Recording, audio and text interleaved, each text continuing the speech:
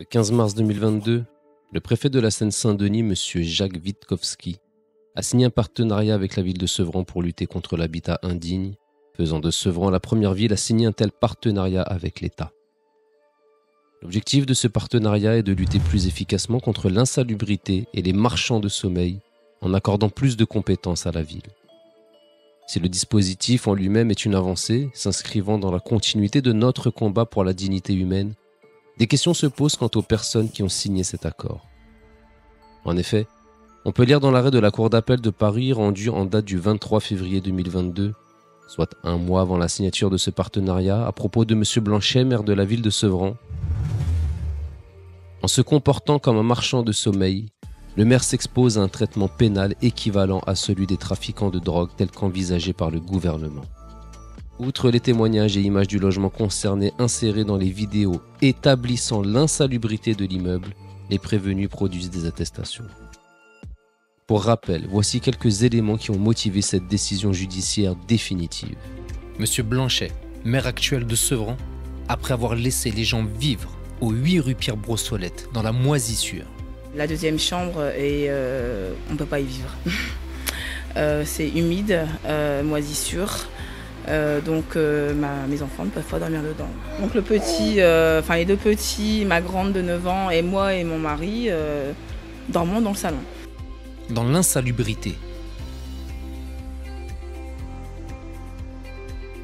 dans l'insécurité, avec l'absence d'extincteurs dans le bâtiment aux endroits prévus à cet effet, ce qui pourrait provoquer la mort des habitants de l'immeuble en cas d'incendie, à moins que ces derniers utilisent l'eau des fuites non réparées par la municipalité pour éteindre ce feu. Et aujourd'hui, un marchand de sommeil, je leur ai déclaré la guerre, ils sont concernés et considérés comme des trafiquants de drogue. On applique, rendez-vous compte, les mêmes sanctions pour les trafiquants de drogue maintenant et les marchands de sommeil. Peut-on aujourd'hui considérer le maire de Sevran, M. Stéphane Blanchet, comme un trafiquant de drogue ? Vous savez, moi, il y a un truc qui m'a beaucoup marqué. J'en ai visité beaucoup de logements de marchands de sommeil. Il y a quelques mois, j'étais avec la garde des Sceaux, Nicole Belloubet, parce qu'il faut faire ça avec la justice. On était à Pierrefitte. On visitait pour accompagner des pauvres locataires sous l'emprise d'un marchand de sommeil. Le marchand de sommeil, il a vu qu'il y avait du bruit, il a débarqué. Et il nous a vus, il est venu papoter. Un sentiment d'impunité insupportable. Nous voyons ici M. Stéphane Blanchet, aux côtés de M. De Normandie, dans le cadre du Proxred le 4 septembre 2019 à Sevran. Peut-on dire qu'il y avait donc ce jour un marchand de sommeil bien camouflé aux côtés du ministre de la Ville et du Logement? Comment le préfet peut-il faire confiance à Stéphane Blanchet pour être pilote sur un tel dispositif gouvernemental de lutte contre le logement indigne? Voudrait-il doter un pyromane d'un casque de pompier, pour reprendre l'expression? Vous nous direz qu'il n'était peut-être pas au courant de ce jugement car M. Blanchet aime l'opacité sur ce qui n'est pas à son avantage. Alors nous nous sommes rendus en préfecture une nouvelle fois pour lui faire part de la situation. Pour info, M. Witkowski avait déjà refusé de recevoir une délégation de bâtisseurs d'égalité composée d'élus, de représentants associatifs et victimes des agissements de M. Blanchet. Mais avec un tel jugement, les choses allaient peut-être changer. Eh bien non.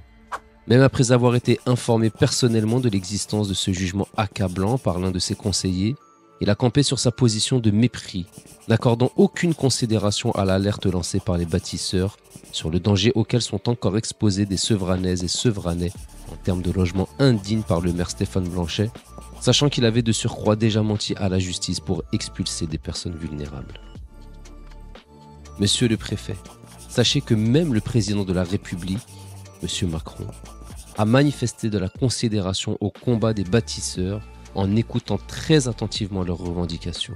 Nous avons un devoir de probité et d'exemplarité envers notre population. Que faire lorsque les personnes chargées d'une mission de service public et le premier magistrat de la ville se rend coupable de faits extrêmement graves? Que proposez-vous pour régler cette situation? Si on va regarder les choses, là, on est en train justement de parler de la lutte contre l'habitat indigne. Vous pensez-vous aujourd'hui supérieur au président de la République? Vous sentez-vous plus puissant que lui? Êtes-vous digne de la fonction qui vous est confiée aujourd'hui par ce même président de la République et dont vous êtes censé être le seul et unique représentant dans le département? Que devons-nous penser de votre posture, au point même d'affirmer que si nous nous maintenions dans les lieux trop longtemps, vous feriez appel aux forces de l'ordre pour nous déloger?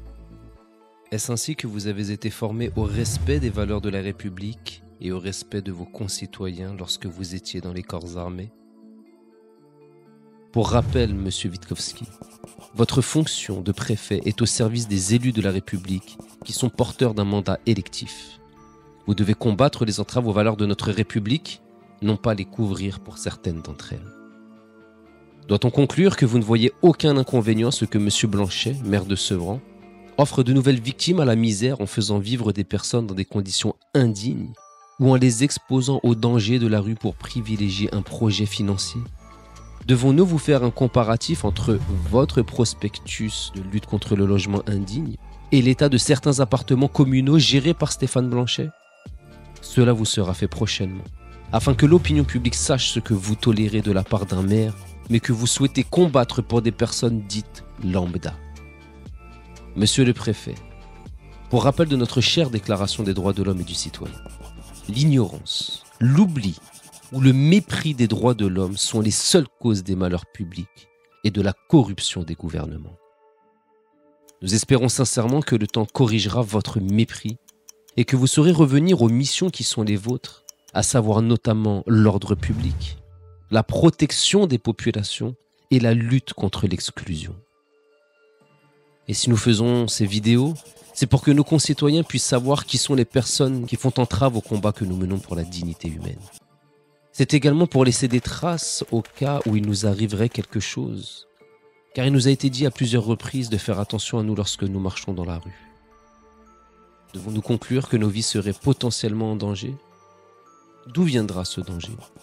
De certains acteurs de la République qui considèrent subjectivement que notre combat pour la liberté, l'égalité et la fraternité est une menace à leurs intérêts corporatistes? Nous aurait-on vendu du rêve concernant nos acteurs censés être républicains? Marchands de sommeil et vendeurs de rêves, cela s'accorderait-il au son de la trahison?